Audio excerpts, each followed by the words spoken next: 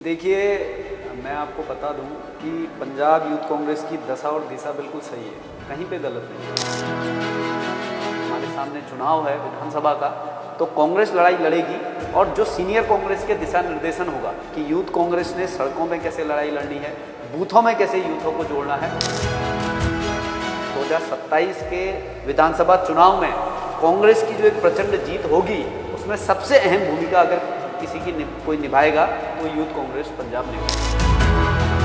और समय आ गया है फिर से लड़ाई लड़ने का। अब समय आ गया है प्रदर्शन भी करने का, अपने लोगों की आवाज़ को बुलंद करने का। पंजाब यूथ कांग्रेस की दशा ते दिशा सुधारन दे लई रविशंकर सिंह महर नूं हाईकमान ने भेजा पंजाब दे विच यूथ कांग्रेस का इंचार्ज बना के। आखिरकार की कदम चुकणगे, की देखिया इन्हां दी पंजाब नूं लैके गलबात कर लेने। सब तो पहला स्वागत करते हैं महर जी, बहुत बहुत स्वागत है। नमस्कार जी, सत श्री अकाल।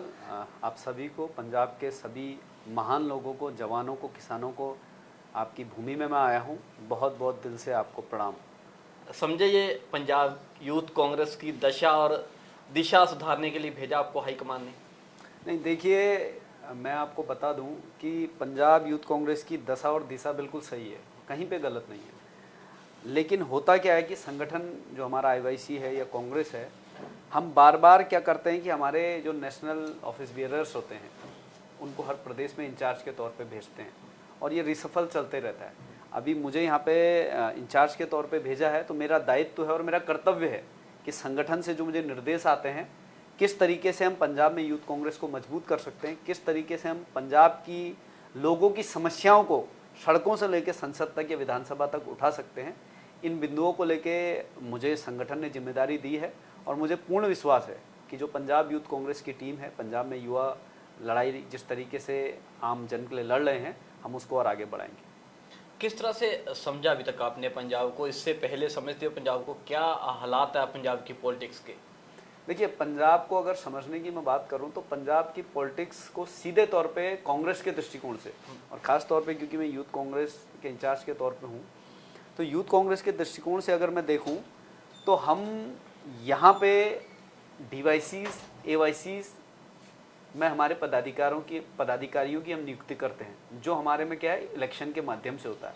लेकिन उसके बाद अगर कोई साथी काम करता है, किसी साथी को हम आगे लाना चाहते हैं, तो उसके लिए हम ओपन विंडो रखते हैं, ओपन डोर रखते हैं कि आप भाई काम करिए, आप संगठन के लिए वफादार बनिए, लॉयल बनिए, लोगों की समस्याओं को उठाइए, तो हम काम आपको आगे, आपके काम का मान सम्मान हम देंगे।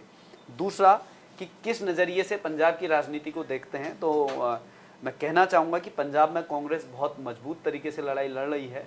और आने वाले समय में, क्योंकि बहुत जल्द यहाँ पंचायत के चुनाव भी होने हैं, उसके बाद 2027 में हमारे सामने चुनाव है विधानसभा का, तो कांग्रेस लड़ाई लड़ेगी और जो सीनियर कांग्रेस के दिशा निर्देशन होगा कि यूथ कांग्रेस ने सड़कों में कैसे लड़ाई लड़नी है, बूथों में कैसे यूथों को जोड़ना है, वो काम हम करेंगे। और 2027 के विधानसभा चुनाव में कांग्रेस की जो एक प्रचंड जीत होगी, उसमें सबसे अहम भूमिका अगर किसी की कोई निभाएगा तो यूथ कांग्रेस पंजाब निभाएगी। अभी पंजाब में यूथ कांग्रेस का इनएक्टिव होने का क्या कारण समझते हो? क्योंकि हमने किसी टाइम यूथ कांग्रेस को देखा कि दिल्ली में जाके ट्रैक्टर जला देते हैं और जाना प्रोटेस्ट, कभी भगवंत मान का, कभी सीएम का, कहीं प्रोटेस्ट करे। अब इनएक्टिव होने का क्या कारण है? देखिए, मैं इसको इनएक्टिव नहीं कहूँगा। अभी कुछ समय पहले हम जनरल इलेक्शंस को हमने देखा है, लोकसभा के चुनाव में, और लोकसभा के चुनाव में हमारे यूथ कांग्रेस के कोऑर्डिनेटर्स ने, हमारे यूथ कांग्रेस के वर्कर्स ने डोर टू डोर के माध्यम से, यूथ जोड़ो बूथ जोड़ो के माध्यम से हमने ज़मीन में काम किया है। हमने ज़मीन में हर बूथ तक पहुँच के काम किया है। देखो, कई बार क्या होता है कि हमको सड़कों पे उतरना पड़ता है और कई बार हमने ऑर्गेनाइजेशनल रूप से काम करना पड़ता है। तो चुनाव हमारे सामने लोकसभा का था, जून में होना था, तो 6 महीने पहले से हम तमाम चीज़ों को लेकर काम कर रहे थे। और अब समय आ गया है फिर से लड़ाई लड़ने का। अब समय आ गया है प्रदर्शन भी करने का, अपने लोगों की आवाज़ को बुलंद करने का। तो आपको दिखेगा, कल हमने बहुत शॉर्ट नोटिस पे हमने काम किया कि शॉर्ट नोटिस पे हमें प्रोग्राम दिल्ली से मिला और लगभग मैं कहूँ कि रात के 10 बजे से लेकर सुबह 10 बजे तक 12 घंटे में हमने इसकी तैयारी की। और फिर भी सारे लोग एक बैनर के तले आए, हमने प्रोग्राम किया। अब क्योंकि चुनाव हो गए हैं, अब चीज़ों को लेकर धरातल पे उतरने का समय है और अब मैं आपके माध्यम से विशेष रूप से यूथ कांग्रेस के साथियों से भी कहना चाहूँगा और मैं पंजाब की जनता से भी कहना चाहूँगा कि हम ऐसे ही लोगों की छटनी करेंगे। अब जो नई कार्यकारिणी में हम जगह देंगे लोगों को जो काम करना चाहते हैं, जो आने वाले समय पे राजनीति करना चाहते हैं, हेल्थी पॉलिटिक्स करना चाहते हैं, तो हम उनका स्वागत भी कर रहे हैं और उनको हम चुनेंगे भी ऐसे ही कि भाई वो संगठन के लिए कितना काम करते हैं। किन लोगों की छुट्टी होने जा रही है पंजाब यूथ कांग्रेस से? क्योंकि आपने आज प्रेस कॉन्फ्रेंस में बोला कि अब छन्नी करेंगे, मतलब छांटेंगे बीच बीच में से उन लोगों को जो काम नहीं कर रहे। मतलब काफी हद तक यूथ कांग्रेस में कुछ लोग हैं जो काम नहीं कर रहे। कौन से वो लोग हैं? देखिए, होता क्या है, जब चुनाव होता है तो उसमें एक प्रधान बनता है और उसके बाद कुछ उप प्रधान बनते हैं, कुछ जनरल सेक्रेटरीज बनते हैं, कुछ सेक्रेटरीज बनते हैं स्टेट में। वही प्रक्रिया डीवाईसी में भी होती है और वही प्रक्रिया एवाईसी में भी होती है। अब जितने भी लोगों को हम पद देते हैं, जो चुन के आते हैं, उनमें से बहुत से लोग जिनका हमारे पास रिपोर्ट कार्ड है तो वो काम नहीं करते। कोई किसी कारणवश अपने फैमिली प्रॉब्लम से या फाइनेंशियली प्रॉब्लम से या अन्य तमाम चीज़ों की वजह से राजनीति से दूर होते हैं। तो ऐसे लोगों की हम छटनी कर रहे हैं कि किसने इस पूरे एक साल में लगभग काम किया है, संगठन ने जो उसको जिम्मेदारी दी थी उसका निर्वहन किया है, किस व्यक्ति ने काम नहीं किया है। जिसने काम नहीं किया है हम उनको आपके माध्यम से मैं अनुरोध भी करता हूं कि ऐसे लोगों की जरूरत संगठन में नहीं है, क्योंकि आप भी अपना समय बर्बाद कर रहे हैं और संगठन का भी समय बर्बाद कर रहे हैं। और आप जिस जगह पे बैठे हैं, हो सकता है कोई और अच्छा साथी प्रदेश का, पंजाब का, उस जगह को अगर हम वो जिम्मेदारी उसको दें तो वो काम कर सकता है। तो छटनी का एक ही पैमाना है कि जिसने काम नहीं किया है।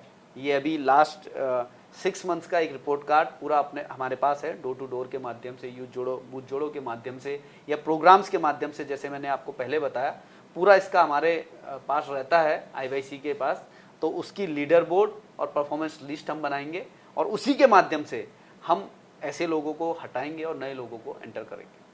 पर अक्सर पंजाब की राजनीति में ये देखा जाता है कि लीडर का बेटा लीडर, लीडर का बेटा आगे लीडर, उसका बेटा आगे लीडर, परिवार में से ही लीडर बनते हैं। क्योंकि यूथ कांग्रेस में ऐसे बहुत सारे लीडर हैं जो आगे आना चाहते हैं पर आगे नहीं आ पाते इनकी वजह से, क्योंकि उनका कोई जैक नहीं है। देखिए, थोड़ा मैं इस बात पे आपका केवल पंजाब से नहीं पूरे देश से मैं इसको जोड़ना चाहूँगा, क्योंकि भारतीय जनता पार्टी और जो विपक्ष के जो लोग हैं, जो विपक्ष की पार्टियां हैं, भाजपा हो या अन्य आम आदमी पार्टी हो या जो भी है इस प्रदेश में या देश में, वो हमेशा एक भ्रम फैलाते आए हैं कि भाई नेता का बेटा, नेता का बेटा। मैं आपके सामने अपना उदाहरण रखना चाहता हूँ। मैं एक मध्यम वर्गीय परिवार से हूँ। मेरे पिता आर्मी में सूबेदार मेजर के रैंक पे थे। मेरे दादाजी आर्मी में जॉब कर चुके हैं। मेरे पिताजी लोग मेरे फादर लोग 3 भाई थे और तीनों आर्मी में थे। मेरा ना राजनीति से कोई पारिवारिक मेरी पृष्ठभूमि रही है, न मेरा दूर दूर तक वास्ता है। लेकिन राहुल जी की जो सोच थी, जो उनका एक सपना था कि अंतिम पंक्ति में खड़ा व्यक्ति, वो किसान का बेटा हो, लोहार का बेटा हो, सुनार का बेटा हो, नेता का बेटा हो, डॉक्टर का बेटा हो, किसी का भी वो बेटा हो, बिटिया हो, अगर उसमें क्षमता है, कुव्वत है, अगर वो काम करना चाहता है या चाहती है तो संगठन उसको मौका देगा। और आज यूथ कांग्रेस में इलेक्शन के माध्यम से मौका मिल रहा है। मैं एक सीमांत क्षेत्र पिथौरागढ़ का रहने वाला हूँ। पिथौरागढ़ उत्तराखंड का एक अंतरिम जिला है और उत्तराखंड ही नहीं, मैं कहूँगा इस भारतवर्ष का जो सीमांत क्षेत्र है, बॉर्डर एरिया से मैं आता हूँ, जहाँ पे नेपाल, तिब्बत और चाइना लगभग हमारे सामने से अगर एरियल व्यू से करें तो 4 से 5 किलोमीटर में दिखता है। उस जगह से मैं आया हूँ और इससे पहले मैं जिलाध्यक्ष की भूमिका में था। मैं यूथ कांग्रेस का जिलाध्यक्ष था, लेकिन पार्टी ने मुझे जिलाध्यक्ष से डायरेक्ट नेशनल सेक्रेटरी बनाया और आज मुझे बड़े बड़े कर्नाटका में मैंने काम किया, राजस्थान में काम किया, हिमाचल में किया और आज मुझे आपकी भूमि पंजाब में आने का मौका मिला। तो इसको मैं थोड़ा इस बात को आपको क्लियर करना चाहता हूँ कि 2 चीज़ें देखो। एक, जो काम करना चाहता है उसको हम मौका दे रहे हैं, वो आगे आए। दूसरा कि जैसे भाई डॉक्टर का अगर बेटा है या बिटिया है तो भाई उसका भी हक है डॉक्टर बनने का। लॉयर का अगर बेटा बेटी है तो उसका भी हक है लॉयर बनने का। लाला जी का अगर बेटा बेटी है तो उसका भी हक है। किसान का बेटा है तो उसका भी हक है। हम ये नहीं कहेंगे कि भाई ये नेता का बेटा है या नेता की बिटिया है तो इसके लिए भाई दरवाजे बंद है। हाँ, वो काम करना चाहता है, वो कांग्रेस की मजबूती के लिए काम कर रहा है, वो अपने लोगों के दुख दर्द को समझ रहा है, वो जमीन पे लड़ाई लड़ रहा है, तो फिर वो नेता का बेटा हो या किसी अधिकारी का बेटा हो, उसका कांग्रेस में सम्मान है, उसके लिए दरवाजा खुला है। ये अच्छा, शीशे के उस पार कैसे देखोगे? ग्राउंड पे उतरोगे, लोगों के बीच में जाओगे या दफ्तर में बैठ के रिव्यू लोगे सबसे? देखिए, मैं आपको बता दूं मित्र कि 2 दिन मुझे हो रहे हैं और 2 दिन भी नहीं, मैं परसों 5:30 बजे यहाँ पे पहुंचा और लगभग आज हम माने तो अराउंड 36 आवर्स मुझे यहाँ पे हो रहे हैं। और इन 36 आवर्स में जिस तरीके से मैंने अपनी बात अपने कार्यकर्ताओं से रखी, अपने पदाधिकारियों के सामने रखी और मीडिया के सामने मैं रख रहा हूँ, तो एक लाइन पे, स्ट्रेट लाइन पे मैं चलने वाली बात करूंगा कि अभी सबसे पहले हम संगठन को 4 से 5 दिन में समझने का काम करेंगे और बहुत जल्द मैं डीवाईसीज की बैठकों में भी जाऊंगा, एवाईसीज की बैठकों में भी जाऊंगा और जो भी कार्यकर्ता इस प्रदेश में अच्छी से काम कर रहा होगा फिर मैं जोड़ूंगा। वो नेता का बेटा हो या किसान का बेटा हो, उसके घर में मैं एक दिन रुकूंगा भी। जो काम करेगा उसके घर में मैं प्रधान जी से भी अनुरोध करूंगा कि हम उन लोगों को सम्मान के तौर पे, उनके मान के तौर पे हम उनके घर में एक दिन प्रवास करेंगे, उनके असेंबलीज में जाके। अच्छा, प्रियंका गांधी लगातार महिलाओं को जोड़ने की बात करती है, आज आपने भी प्रेस वार्ता में कहा, पर उसी हिसाब से इक्का दुक्का को छोड़ के नजर नहीं आती यूथ कांग्रेस में महिलाएं, क्या कारण है उसका? नहीं, देखिए ये बात आपने बहुत अच्छी बात पूछी है और महिलाओं का मान सम्मान हमारे पार्टी में हमेशा रहा है। हम देश की सबसे पहली पार्टी हैं जिनकी राष्ट्रीय अध्यक्ष भी महिला रही, जिसने राष्ट्रपति महिला सबसे पहले यूपीए कांग्रेस की सरकार ने दिया, तो प्रधानमंत्री भी सबसे पहले महिला को अगर मान दिया तो कांग्रेस ने दिया, लोकसभा के स्पीकर भी अगर किसी ने सबसे पहले इस देश में बनाया तो कांग्रेस ने दिया। तो कांग्रेस का एक इतिहास है कि हम महिलाओं को, ये हर वर्ग को हम नेतृत्व करने का मौका देते हैं। ये बात कि महिलाएं अभी यूथ कांग्रेस में या पंजाब में या अन्य प्रदेशों में नहीं हैं, ये एक हमारे लिए भी सोचनीय विषय है। ये इसलिए है क्योंकि जो हमारे नेता राहुल जी हैं, ये हमारे नेता यूथ कांग्रेस के आदरणीय हमारे कृष्णा सर हैं, श्रीनिवास सर हैं, हमने 33% महिलाओं के लिए अपने दरवाजे खोले हैं। हमारी एनओबी हो, जो नेशनल ऑफिस बियरर्स हों, स्टेट ऑफिस बियरर्स हों, जिले की इकाई हो, असेंबली की इकाई हो, हमने सीधे एक नियम बना रखा है कि 33% हम महिलाओं को वहाँ पे मौका देंगे। और अभी जरूर हम इसमें काम कर रहे हैं और धीरे धीरे ये काम होगा। हमारी महिलाएं अभी कुछ तो मुखर होकर प्रखर रूप से सामने आ रही हैं, उनको हम मौका दे रहे हैं। अभी जैसे हरनीत जी की अगर बात करें, वो वीपी हैं लेकिन वो सुपर सी को भी कोऑर्डिनेट कर रही हैं, साथ ही साथ वो और भी चीज़ों पे हम उनको आगे लाने का काम कर रहे हैं। तो पंजाब में हम यूथ कांग्रेस के प्रधान जी, उप प्रधान जी और तमाम जितने लोग हैं, सब मिल के हम एक ऐसा तरीका निकालेंगे कि हमारी जो बहनें हैं उन बहनों को आगे लाएं। हम सबसे पहले कोई एवाईसी में आना चाहती है तो उस बहन का हाथ पकड़ के हम एवाईसी में हम उसका स्वागत करें। जो डीवाईसी के लेवल की महिला अगर कोई और अच्छा काम करती है तो हम उनको वहाँ पे लाएंगे। और इसके लिए हमने काम किया है, सुपर सी के माध्यम से हमने इस देश में काम किया, इंदिरा फेलोशिप के माध्यम से काम किया। जरूर बहुत जगह पे महिलाएं, बहुत अच्छी महिलाएं, बहुत अच्छी बहनें काम करने के लिए आगे आई हैं और उनको मौका भी दिया है राष्ट्रीय नेतृत्व में। पर क्या है, किसी भी चीज़ का क्या होता है, समय लगता है।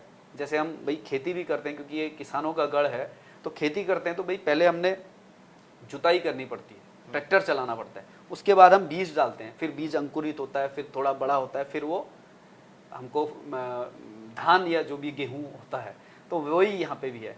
आपने अभी फसल को उगाने के लिए हम काम कर रहे हैं इंदिरा फेलोशिप सुपर सी के माध्यम से। 33% जो हमने कहा है अपने संगठन में हम अपनी बहनों को जगह दे रहे हैं। हल्के हल्के वो हमारा जो सपना है, राहुल जी का जो सपना है कि महिलाओं को बराबर की हिस्सेदारी हम दें, हम आने वाले समय में इसको 50% करने का भी हमारे राष्ट्रीय नेतृत्व का एक सपना है, उसको लेके हम आगे चलेंगे।